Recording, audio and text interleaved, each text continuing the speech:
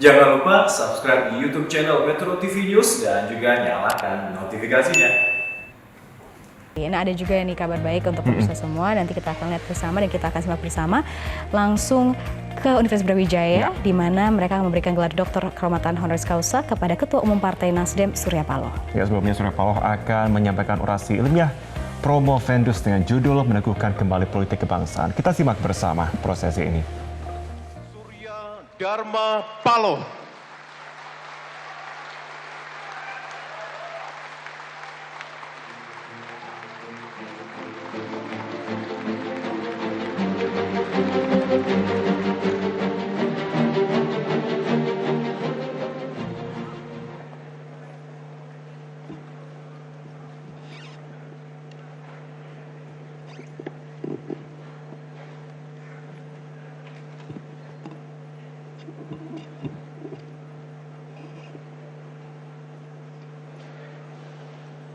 Bismillahirrahmanirrahim. Yang terhormat Bapak Rektor Universitas Brawijaya, yang terhormat Bapak Ketua Senat Akademik Universitas Brawijaya, Bapak dan Ibu anggota Senat Akademik Universitas Brawijaya, yang terhormat pimpinan Universitas, Fakultas, Jurusan, Bagian dan Lembaga di lingkungan Universitas Brawijaya. Yang terhormat para dosen, mahasiswa, staf administrasi, dan para undangan hadirin yang saya muliakan. Secara khusus yang kita hormatin bersama Bapak Haji Muhammad Yusuf Kalla, yang berkesempatan hadir pada pagi menjelang siang hari ini, para sahabat-sahabat saya yang tidak tentu bisa saya sebut satu persatu, cukup banyak yang hadir, termasuk Menteri Kabinet Kerja Ibu Siti, Mbak Sarul, pimpinan DPR, anggota Dewan, para tokoh, hadirin dan hadirat undangan yang saya muliakan. Pada kesempatan yang berbahagia ini, marilah kita bersama mengucapkan puji dan syukur kita kepada Tuhan Yang Maha Esa. Karena berkat rahmat dan karunia-Nya, kita semua dapat hadir dalam penyelenggaraan pengukuhan saya sebagai Doktor Honoris Causa pada Fakultas FISIP Universitas Brawijaya ini. Tentu sebuah kehormatan bagi diri saya secara pribadi berada di tengah Sivitas Akademika Universitas Brawijaya Malang. Bapak dan Ibu, para undangan, hadirin yang saya muliakan. Sungguh bahagia dan bangga rasanya hari ini saya bisa berdiri di sini, dikukuhkan sebagai bahagian dari keluarga besar Universitas Brawijaya Malang. Sebuah kehormatan yang tidak terhingga untuk menerima sebuah kehormatan, penghargaan, gelar Doktor Honoris Causa dari salah satu kampus yang cukup ternama di tanah air ini. Kampus yang namanya mengingatkan kita kepada kebesaran salah satu kerajaan di Nusantara ini, yaitu Majapahit. Terima kasih juga dan penghormatan saya kepada Senat Guru Besar, terusus Fakultas Ilmu Sosial dan Ilmu Politik Universitas Brawijaya yang telah memutuskan penganugerahan gelar ini. Dalam pidato pengukuhan ini, izinkanlah saya untuk menyampaikan kembali sebuah tema sekaligus ajakan berupa upaya meneguhkan kembali politik kebangsaan. Sebuah tema yang mungkin terdengar cukup klasik, namun tetap harus terus-menerus dikumandangkan. Sebuah pekerjaan yang terus-menerus kita jalankan dan menjadi kontekstual untuk disuarakan terlebih menjelang pesta demokrasi pada tahun 2024 ini. Dalam kerangka ini, saya ingin mengajak semua pihak, siapapun kita, apapun pilihan profesi kita, marilah kita upayakan semua perilaku dan orientasi kita demi terbangunnya kembali kebaikan bersama dalam bingkai kehidupan berbangsa dan bernegara. Karena sesungguhnya inilah esensi daripada politik itu. Banyak pihak menyebutkan tahun 2022 ini sebagai tahun politik. Seolah-olah tahun sebelumnya tidak berisi dialektika dan keputusan-keputusan politik. Padahal setiap harinya kita berpolitik. Keberadaan lembaga-lembaga politik dalam kehidupan bernegara pastilah meniscayakan adanya kehidupan politik. Namun kita mahfum bahwa sebutan ini menunjuk pada momentum pemilu tahun 2024 mendatang. Situasi dan interaksi para elit partai semakin terasa dinamis. Berbagai spekulasi politik pun terus bergulir. Setiap partai politik tentu bersiap diri mengambil positioning, memanaskan mesin politiknya masing-masing, mengukur kekuatan diri kawan dan lawan, sekaligus saling menjajakin dan memetakan kekuatan-kekuatan yang ada. Sebuah pemandangan yang lazim dalam kehidupan politik di tanah air menjelang digelarnya pesta demokrasi 5 tahunan. Pemilu adalah mekanisme yang telah disepakatin bersama sebagai upaya melakukan penggiliran kekuasaan agar ia tidak menjadi monopoli satu pihak atau satu kelompok politik semata. Ia juga menjadi ruang agar koreksi selalu terjadi.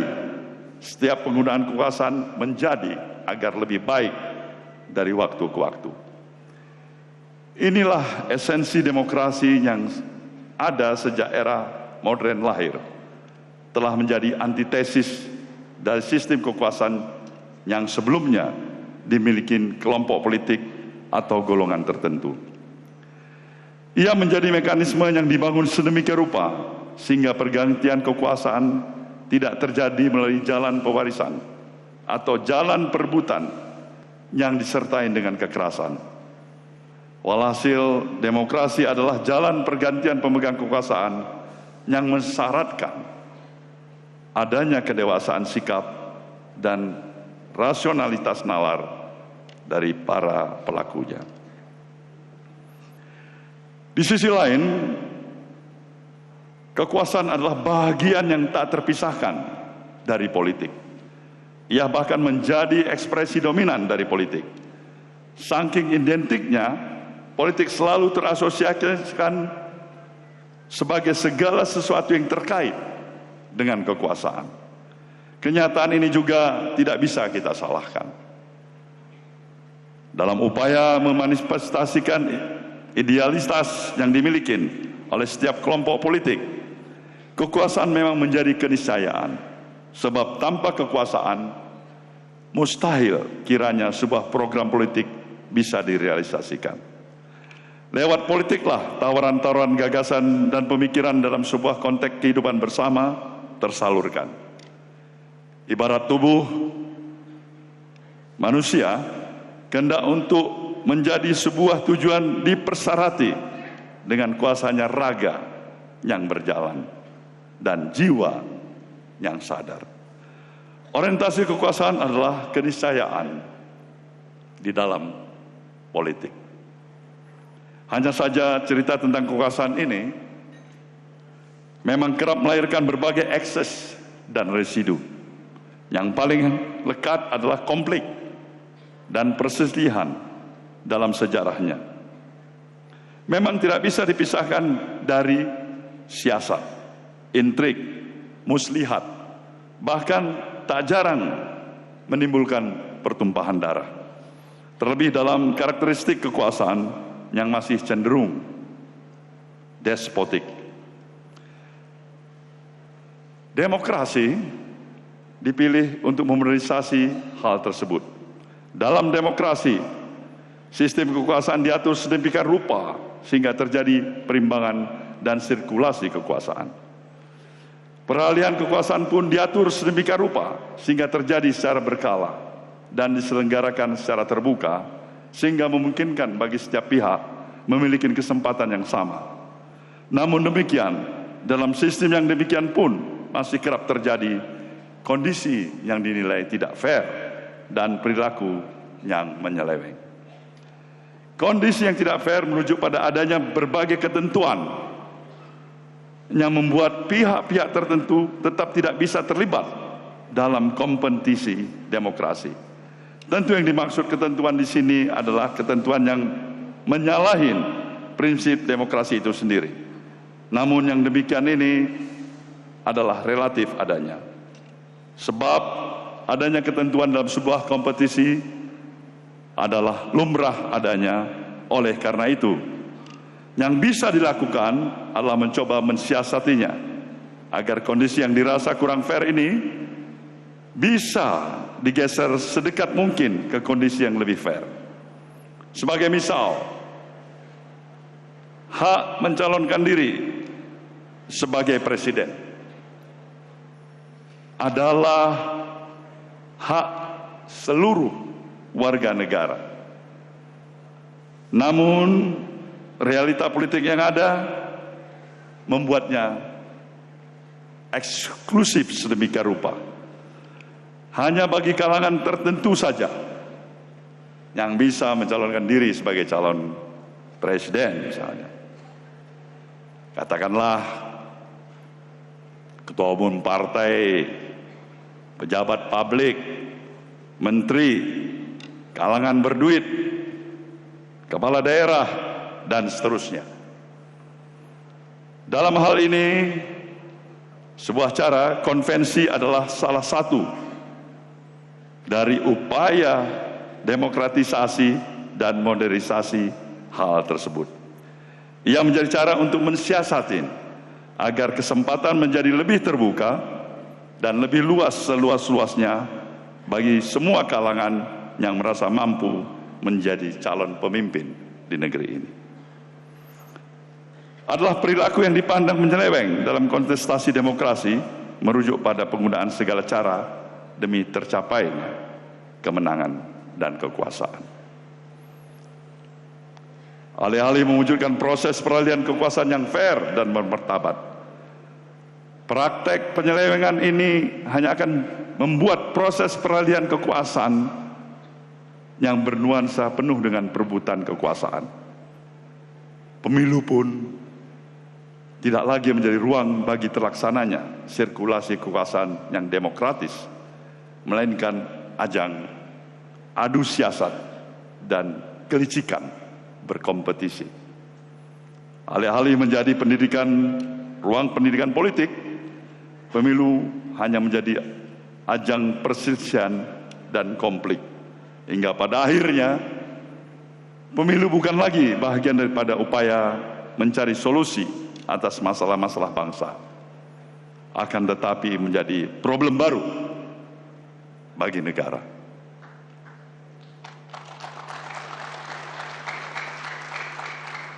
Terkait dengan hal tersebut, saat ini kita tengah menghadapi dua persoalan yang bukan saja belum selesai, tapi juga bisa berlanjut dan memberikan dampak lebih buruk dalam kehidupan bersama. Yang pertama adalah persoalan polarisasi sosial dan kebencian yang merupakan dampak dari kontestasi politik yang menggunakan eksploitasi politik identitas di berbagai lapisannya. Dan yang kedua adalah situasi pasca pandemi COVID-19 yang tidak hanya telah mendisrupsi beberapa sendi kehidupan sosial dan kesehatan individu, namun juga menghadirkan krisis keamanan, pangan, dan energi dunia. Menuju kontestasi nasional yaitu pemilu presiden dan pemilu legislatif tahun 2024, kita dihadapkan pada situasi yang semakin dinamis dari waktu ke waktu. Sebuah instrumen sosial politik yang ditujukan guna mendapatkan pemimpin dan pemegang kebijakan yang akan membawa arah bangsa dan negara 5 tahun ke depan. Pemilihan umum ini merupakan keharusan sebagai wujud dari praktik demokrasi elektoral. Semua pihak mufakat bahwa pemilu adalah satu-satunya instrumen peralihan kekuasaan yang sah dalam sistem negara demokrasi. Persoalannya, satu dasawarsa terakhir ini kita melihat hadirnya proses politik yang rawan, menimbulkan kerusakan dalam kehidupan berbangsa dan bernegara. Ada yang terasa kebablasan dalam praktek politik dan kekuasaan kita. Semua pihak seperti merasa sah-sah saja untuk melakukan segala cara untuk memenangkan kontestasi itu. Padahal kontestasi semestinya bersandar penuh pada kesadaran untuk meningkatkan kualitas kehidupan Republik, di mana konstitusi adalah pegangan sekaligus panduannya. Inilah nilai utama yang harus dipegang oleh semua pihak yang terlibat, sehingga pemilu menjadi perwujudan dan upaya untuk memperbaiki kehidupan bersama secara berkelanjutan. Eksploitasi politik identitas hanya akan menciptakan fragmentasi sosial yang mengancam bahkan merongrong eksistensi dan fondasi negara bangsa ini. Praktek ini sangat nyata dan bahkan sangat ekspresif. Ini adalah sebuah situasi zaman yang berkembang sebagai lawan tanding globalisasi yang general untuk mereproduksi simbol-simbol yang paling primitif dalam relasi sosial politik peradaban manusia, yaitu relasi keluarga, suku, atau agama.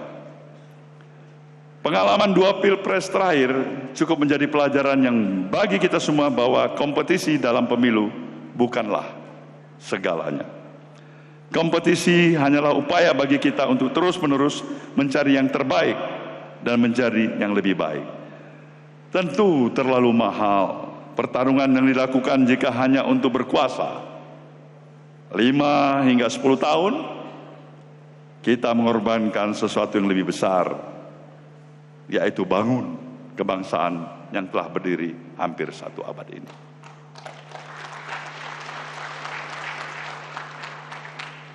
Politik identitas sesungguhnya tidaklah selalu negatif dalam sejarahnya. Politik identitas lahir dari perjuangan melawan diskriminasi dan ketidakadilan. Dalam sebuah forum nasional di Jakarta, Profesor Yudi Latif menyampaikan bahwa ada 3 bentuk model politik identitas. Ada yang good, ada yang bad, dan ugly. Politik identitas baik good ketika ia menjadi ciri bagi sebuah partai atau kelompok politik. Setiap kelompok memang akan melahirkan identitasnya masing-masing. Setiap kelompok bahkan harus melahirkan identitasnya. Kelompok politik yang baik adalah kelompok yang mampu membangun identitas diri, yang kemudian menjadi pembeda antara ia dengan kelompok yang lain. Namun identitas itu tidak membuatnya bersikap eksklusif atau tidak mau mengenal yang lain. Sebaliknya, mereka yang telah mampu bersikap inklusif dan bersedia berinteraksi serta siap mengenal yang berbeda dengannya. Kelompok ini menyadari bahwa manusia adalah agen multi identitas. Ada identitas suku, organisasi, agama, politik, hingga identitas kebangsaan. Orang Arab tidak semua beragama Islam. Sebagaimana juga orang India tidak semua beragama Hindu. Termasuk Civitas Akademika Universitas Brawijaya ini Tidak semua berasal dari Jawa Timur atau beragama Islam. Demikian juga dengan partai-partai politik dan kelompok politik lainnya. Semua anggotanya pasti memiliki identitas yang beragam dan tidak tunggal. Nah, politik identitas yang buruk atau tidak baik adalah kebalikan dari yang baik tadi. Mereka bersikap eksklusif dan tidak mau mengenal yang lain. Mereka membatasi diri dengan siapa mereka akan berteman atau bekerja sama. Mungkin mereka tidak mengganggu, namun cara pandang dan berpikirnya menjadi sempit. Melihat sesuatu selalu dari sudut pandangnya yang kurang empati dan seterusnya. Yang menjadi masalah adalah politik identitas yang buruk. Ia bukan hanya buruk, tapi juga merusak. Praktek politik semacam ini tidak hanya picik, akan tetapi juga membodohin kita. Ia berdiri di atas kesadaran bahwa identitasnya lah yang paling unggul dan kelompoknya lah yang paling benar.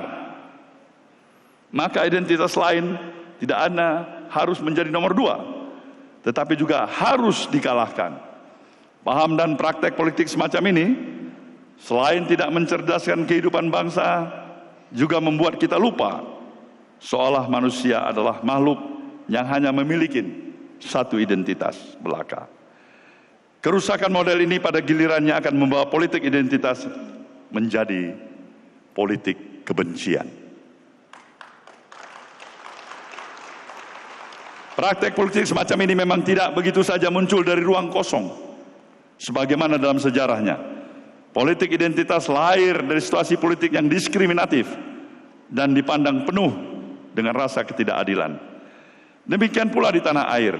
Mungkin benar bahwa ketimpangan masih menjadi masalah bagi bangsa kita ini.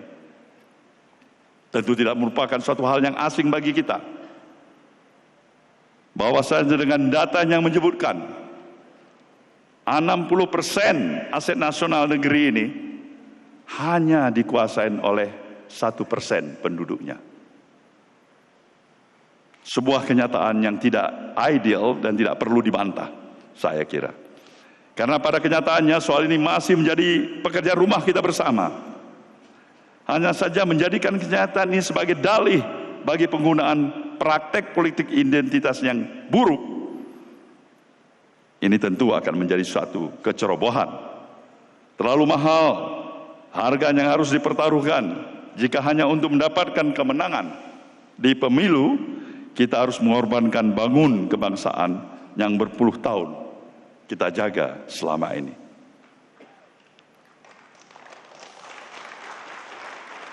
Terlalu pendek akal kita dan terlalu tinggi nafsu kita. Jika untuk memenangkan pemilu, kita harus mempertaruhkan persatuan dan kesatuan bangsa.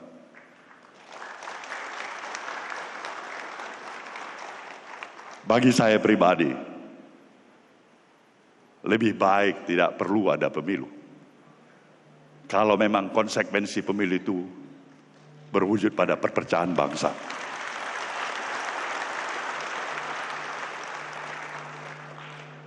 Di sisi lain, kita juga masih masuk pada masa pemulihan pasca pandemi. Seperti kita rasakan bersama, dampak pandemi COVID-19 tidak hanya menyerang aspek kesehatan, tapi juga aspek sosial dan ekonomi. Usaha besar maupun kecil mengalami penurunan, bahkan tidak sedikit yang gulung tikar. Ratusan ribu tenaga kerja dirumahkan, di PHK. Sektor-sektor informal terpaksa melakukan banyak penyelesaian secara sosial. Koneksi antar individu juga semakin longgar. Persatuan dan solidaritas pun seolah terlucutin oleh pandemi yang memberi ancaman sangat personal. Setiap pihak berupaya bertahan demi hidupnya sendiri. Saat ini kemajuan telah didapat. Pemerintah secara perlahan melonggarkan protokol kesehatan. Geliat sosial ekonomi juga mulai dapat dirasakan oleh seluruh lapisan masyarakat.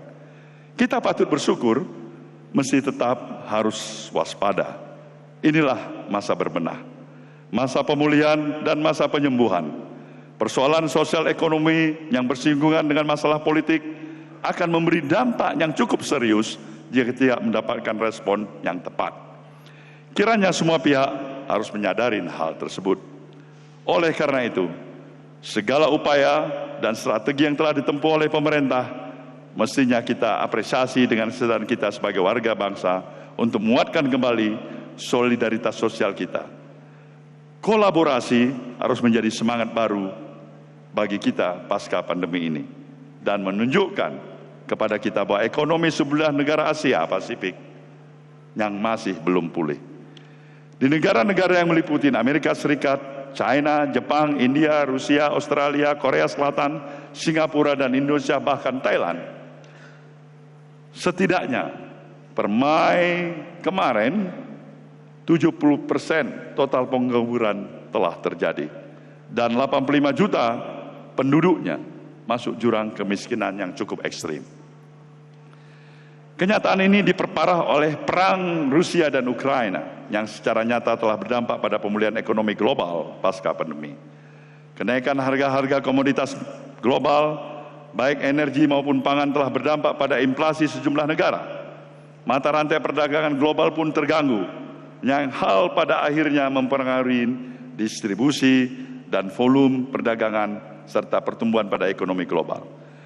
Sektor keuangan pun tak terelakkan terkena imbasnya. Krisis di kawasan Eropa Timur itu telah membalikkan arus modal ke aset yang dianggap aman, sehingga dapat berdampak pada stabilitas eksternal dan nilai tukar. Akhir Juni kemarin, pemerintah menyebutkan bahwa saat ini banyak negara yang ekonominya ambruk, bahkan tak memiliki cadangan devisa. Lebih buruk lagi, tak bisa membeli bahan bakar dan pangan. Setidaknya ada 60 negara yang berada di ambang keruntuhan ekonomi. Bahkan 42 diantaranya hampir terkonfirmasi. Kenyataan ini semakin diperparah ancaman krisis pangan dunia. Sejumlah negara telah melakukan pembatasan ekspor demi menjaga stok pangan di dalam negerinya. India melarang ekspor gandum, sementara Malaysia melarang ekspor ayam hingga memicu krisis di Singapura. Bahkan ada negara yang secara khusus meminta pasokan minyak goreng dari Indonesia karena stok yang menipis dan terancam krisis jika tidaklah ada lagi tersedia di pasar. Catatan terakhir, saya pikir negara yang meminta bantuan minyak goreng dari Indonesia adalah negara India. Persilangan antara politik di tanah air yang semakin dinamis menuju tahun 2024 dengan resesi yang tengah melanda dunia saat ini mengharuskan kita untuk senantiasa waspada, cermat, dan tidak salah langkah. Kita tidak boleh gegabah dalam mengambil sikap dan keputusan. Dan kiranya politik kebangsaan adalah pilar yang bisa menjadi pegangan kita bersama. Politik kebangsaan adalah garis politik yang mestinya bisa menjadi komitmen semua partai politik. Semua pihak menyadari bahwa kompetisi dalam pemilu adalah keniscayaan dan akan berulang setiap 5 tahun sekali. Oleh karena itu, lebih penting dari hal tersebut adalah menjaga keberlangsungan dan eksistensi negara bangsa ini. Di atas politik kontestasi ada politik kebangsaan. Politik yang mengutamakan kepentingan bangsa, tentunya di atas kepentingan kami sebagai kelompok politik.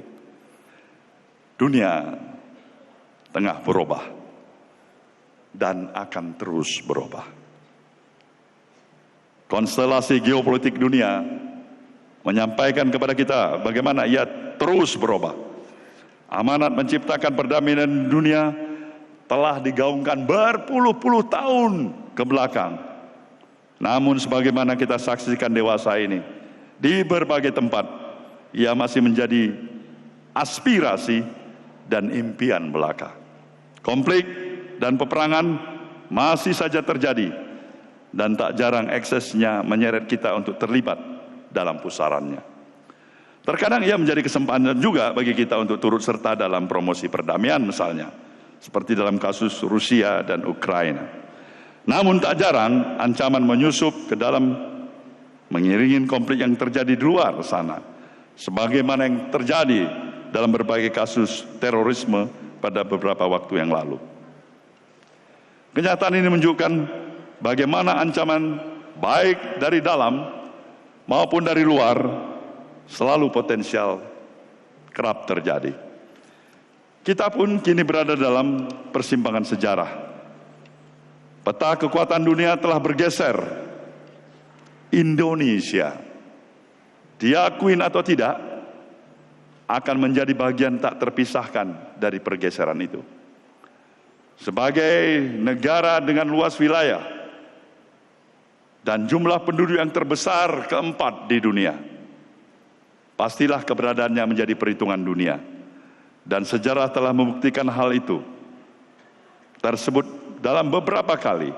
Oleh karena itu ke depan kita membutuhkan pemimpin nasional yang mampu untuk menjaga stabilitas politik dan memiliki kemampuan untuk membangkitkan kondisi keadaan kita pasca pandemi ini. Kita membutuhkan pemimpin yang memiliki keberanian untuk melakukan berbagai terobosan dalam menghadapi krisis dan ancaman yang tengah kita hadapi saat ini. Kita membutuhkan pemimpin yang mampu menjaga eksistensi Republik ini di tengah gelombang perubahan dunia yang tengah terjadi. Politik pada dasarnya adalah upaya yang terus-menerus dalam rangka membangun kebaikan bersama. Dalam konteks Indonesia saat ini, kebaikan bersama itu bernama persatuan bangsa atau nasionalisme. Karena itu, politik yang ditujukan dalam rangka menjaga dan mengembangkan nasionalisme adalah wajah politik yang sesungguhnya. Inilah warna politik yang telah menjadi jalan diraihnya kemerdekaan oleh bangsa ini. Politik yang senantiasa menjunjung tinggi komitmen bagi utuhnya eksistensi Republik Indonesia, serta terbangunnya praktek politik yang mencerdaskan kehidupan bangsa.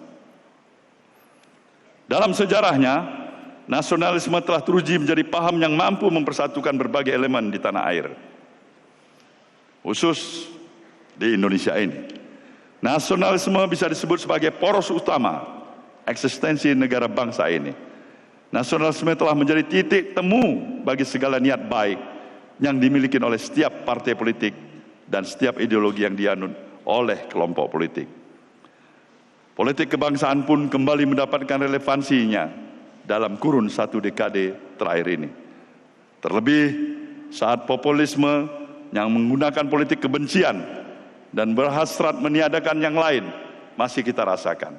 Hingga saat ini, politik kebangsaan menjadi satu poin strategis yang bisa menjadi antitesisnya. Politik kebangsaan adalah politik yang mengajak semua pihak kepada semangat persatuan. Karena itu pemilu bukanlah sekedar ajang kontestasi dan ruang penggantian pemimpin nasional.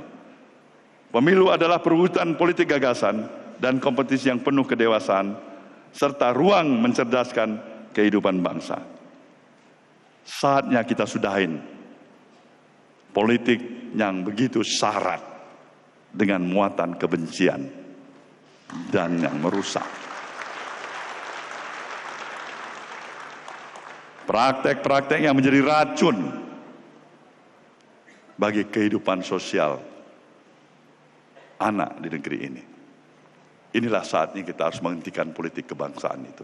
Kebencian, politik kebencian seharusnya bukan lagi merupakan sesuatu yang kita anggap hal yang wajar dan lazim hidup di tengah kehidupan kita berbangsa dan bernegara. Mari kita sadarin bersama bahwa perbedaan politik, perbedaan tendensi ideologi itu biasa. Lebih daripada itu, akan selalu ada persamaan di tengah perbedaan yang kita miliki. Perbedaan apapun itu. Para pendiri Republik ini telah menunjukkan hal tersebut kepada kita sebagai anak cucunya. Oleh karena itu, di atas perbedaan yang ada, kenapa kita tidak berpegang pada persamaan yang kita miliki. Sebagai pribadi dan sebagai seorang pimpinan partai politik, saya mengajak kita untuk menjaga rumah besar yang telah berdiri selama 77 tahun ini.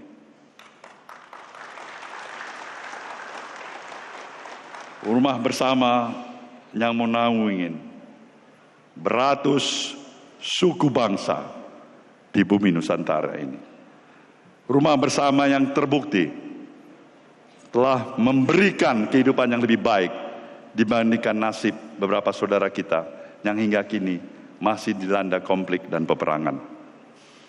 Rumah kita yang bernama Indonesia.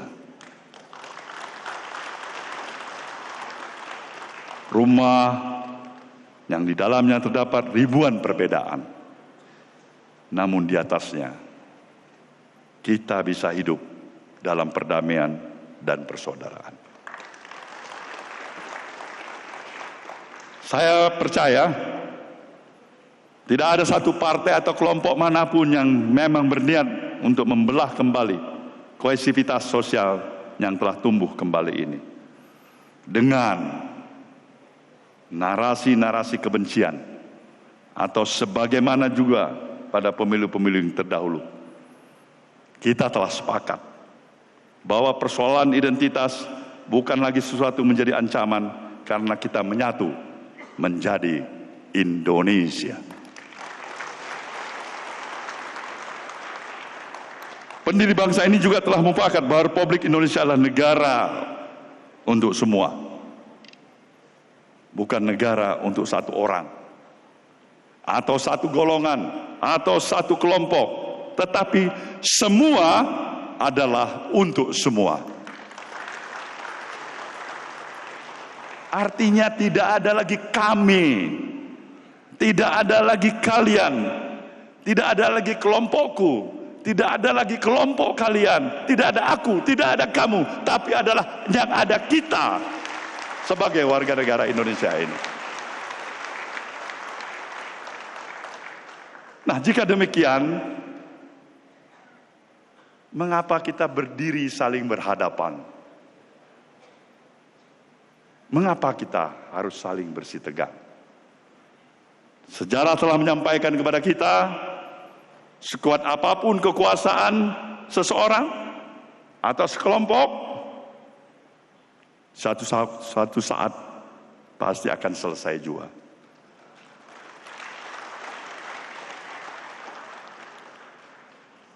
Sejarah juga menyampaikan bahwa yang langgeng atau yang final adalah ajaran dan kebajikan.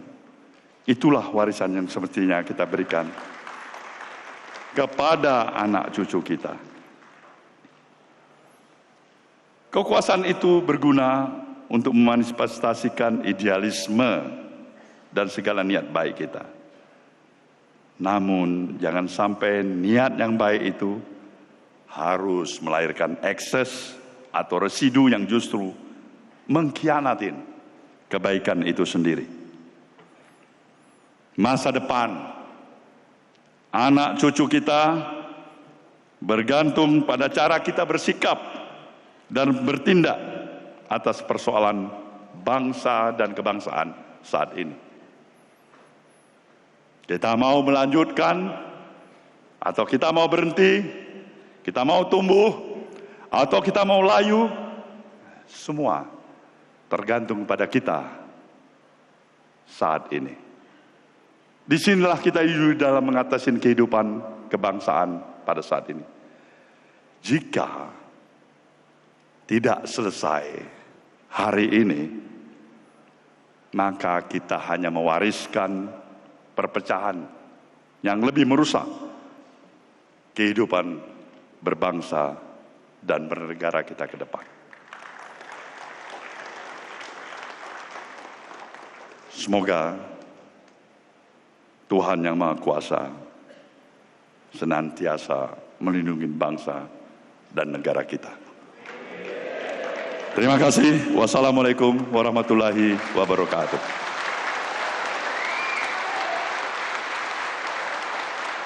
Bapak Ibu hadirin yang kami hormati, sekali lagi kita berikan aplaus yang paling meriah kepada yang terhormat Bapak Surya Dharma Paloh.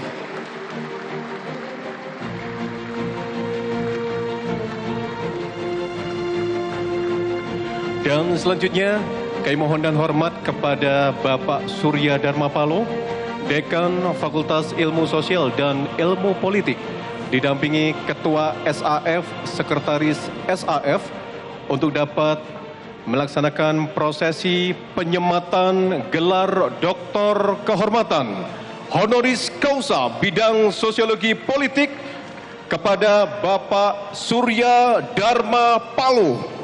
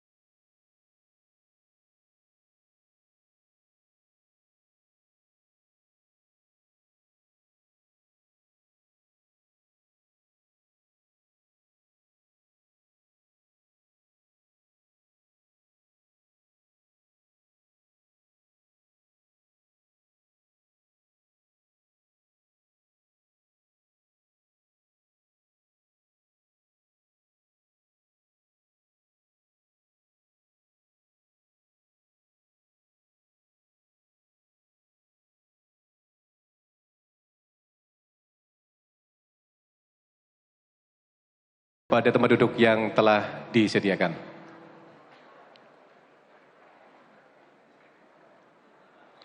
Sekali lagi boleh kita berikan tepuk tangan yang paling meriah untuk Dr. Honoris Causa Bapak Surya Dharma Paloh. Bapak Ibu hadirin segenap tamu undangan yang kami muliakan, prosesi orasi ilmiah promovendus pemberian gelar kehormatan Dr. Honoris Causa kepada Bapak Dr. Honoris Causa Surya Dharma Paloh ditutup secara resmi oleh Ketua Senat Akademik Fakultas Ilmu Sosial dan Ilmu Politik Universitas Brawijaya, Bapak Profesor Dr. Insinyur Darsono Wisadirana MS. Disilakan.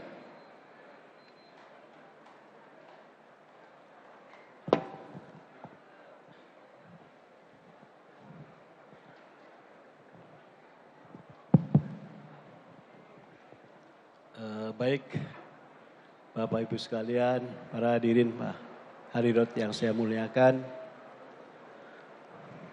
dengan berakhirnya orasi ilmiah promovendus yang terhormat Bapak Dr. Surya Paloh,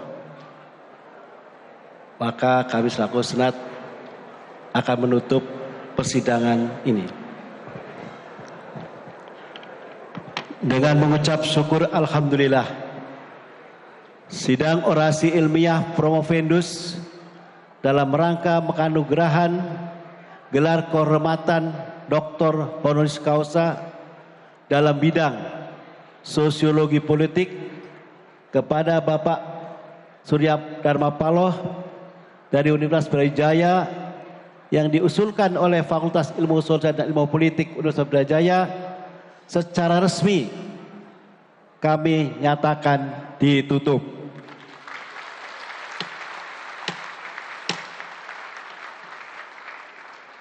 Demikian, wabillahi taufiq wal hidayah. Wassalamualaikum warahmatullahi wabarakatuh. Bapak Ibu segenap tamu undangan yang kami hormati, Selanjutnya, himne. Baik pemirsa, kita sudah saksikan bersama penganugerahan gelar Doktor Kehormatan kepada Surya Paloh Honoris Causa yang kita lihat di Universitas Brawijaya Malang ya. Betul sekali, dan untuk pemberian honoris causa tersendiri ini dikatakan bahwa pemberian merupakan sikap penting dari suatu institusi untuk memberikan sebuah penghormatan pada seseorang yang sudah penuh dengan dedikasi. Betul, dan itu juga sekaligus mengakhiri perjumpaan kita di Selamat Pagi Indonesia kali ini pemirsa. Kita akan bertemu lagi besok di waktu yang sama. Saya Marvin Sulistyo. Dan saya Sarah Wayne, dan kami harap dapat bertemu lagi pemirsa di esok hari Selamat Pagi Indonesia. Sampai jumpa. Sampai jumpa.